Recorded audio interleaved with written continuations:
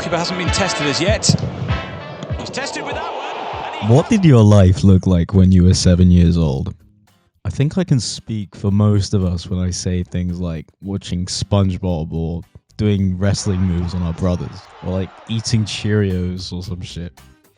What we weren't doing, or I don't know about you, but what I was not doing was joining the Manchester United Academy. But funnily enough, that is what Marcus here was doing, and that is where our story begins. Before joining the Manchester United Academy in 2005, he played for a junior club called Fletcher Moss Rangers based in Manchester. Hey, but is it just me, or does that club badge look a bit familiar? After playing a major role in winning a club tournament, Rashford chose to play for United, despite briefly playing for City, actually, and interest from Liverpool and Everton. It was clearly just meant to be. Dave Horrocks, the Fletcher Moss Rangers Academy Development Officer, recalled that Rashford was just on a different level to the other boys. And after taking advantage of some of his teammates' injuries and some fantastic performances, he found his way to the first team bench for the first time. He was given the number 39 as his squad number due to Louis van Gaal, who thought that all strikers should have the number 9 in their squad number. Later in the 15-16 season, Rashford was included in the 18-man Europa League squad to play against Danish club Midtjylland. This was due to an injury crisis that saw Antonio Valencia and Wayne Rooney out, as well as potential Ballon d'Or winner Anthony Martial. Rashford took advantage and scored a brace in a 5-1 win.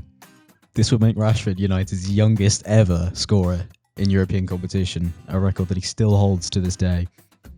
After such a stunning debut, Louis van Gaal decided to use him more and more as a substitute, contributing to a 2-1 win in the FA Cup final against Crystal Palace, Rashford's first piece of silverware. Just 2 days after this win, the Glazers decided to sack Louis van Gaal. He'd been under scrutiny for much of the season for his inconsistent results as well as his conservative style of play. Merry bloody Christmas, Louis van Gaal. Rubbish. Pretty bad for Louis van Gaal, but as it would turn out, pretty decent for Rashford. In quick succession, Jose Mourinho was appointed Manchester United manager, and then Marcus Rashford signed a new contract with Manchester United worth £20,000 a week. The deal was until 2020 and also contained an option for a further year, though the signing of Zlatan Ibrahimovic from Paris Saint-Germain would hinder Rashford's progression into the first team squad. On a trophy speedrun, Mourinho and United would win the League Cup and the Europa League in one season. Rashford finished the 16-17 season with 11 goals in 53 appearances, as well as 7 assists, most of which involved him coming off the bench. Though in Mourinho's second season, the 17-18 season, Rashford would start to get more and more starts as well as minutes. By late October, he had 12 goals in 16 appearances, including convincing performances against Huddersfield and CSKA Moscow, securing United's place in the Champions League knockouts. In January, United signed Alexis Sanchez from Arsenal. Arsenal wanted rid of him due to apparent ostracisation amongst his teammates. This would pose a significant threat to Rashford's minutes, forcing him to play off the right wing for much of the season, something Mourinho would receive plenty of scrutiny for amongst the fans. United crashed out the Champions League after a 2-1 defeat to Sevilla, Rashford assisting the only goal for United. A difficult season for United and Mourinho as they go trophyless. Despite this, Rashford finished the season on 13 goals and 9 assists, his best season so far, and a fantastic return for a non-regular starter. Midway through the 18-19 season, Mourinho was sacked by United. As he fell out with Paul Pogba, a massive £89 million signing, player power at United did seem to be a big problem. Former striker for United, Ole Gunnar Solskjaer, would replace Mourinho.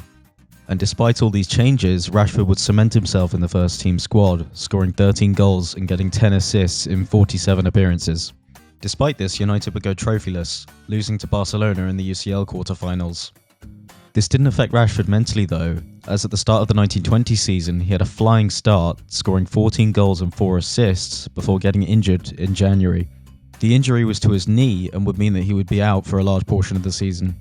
COVID-19 hit in Wuhan, meaning that the league would have to be halted for 3 months.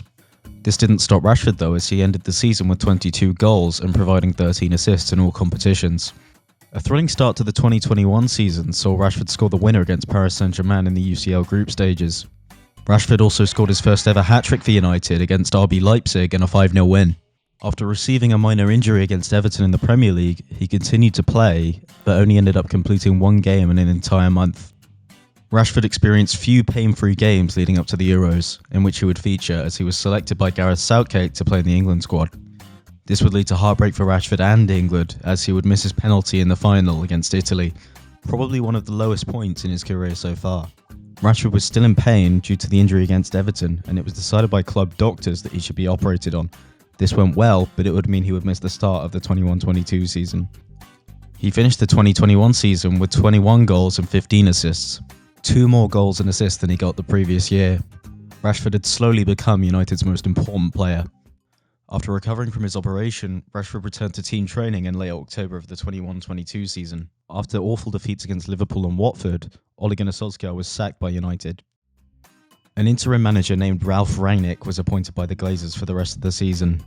After recovering from his operation, Rashford had a slow start back to first-team football, which saw him coming off the bench more than he would have liked and scoring way less goals. Even after this poor run of form, Ralf Rangnick still described Rashford as one of the best strikers in England. Rashford finished the season with only 5 goals and 2 assists from 32 appearances. Ralf Rangnick didn't really do much with any of the players, but to be honest, he is more of a sporting director than a manager, so we can't place a lot of the blame on him. Still, a very poor season from Rashford. After failing to develop any players and playing very poor football, as well as finishing 6th in the league, Ralf Rangnick was sacked.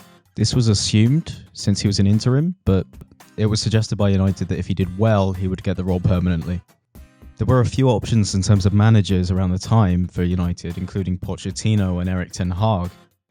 They decided on Erik ten Hag, a lesser experienced manager whose most notable achievements involved taking Ajax to the UCL semi-final in 2019. Although they would eventually crash out to Spurs, it was an incredible achievement for the players and the budget he had.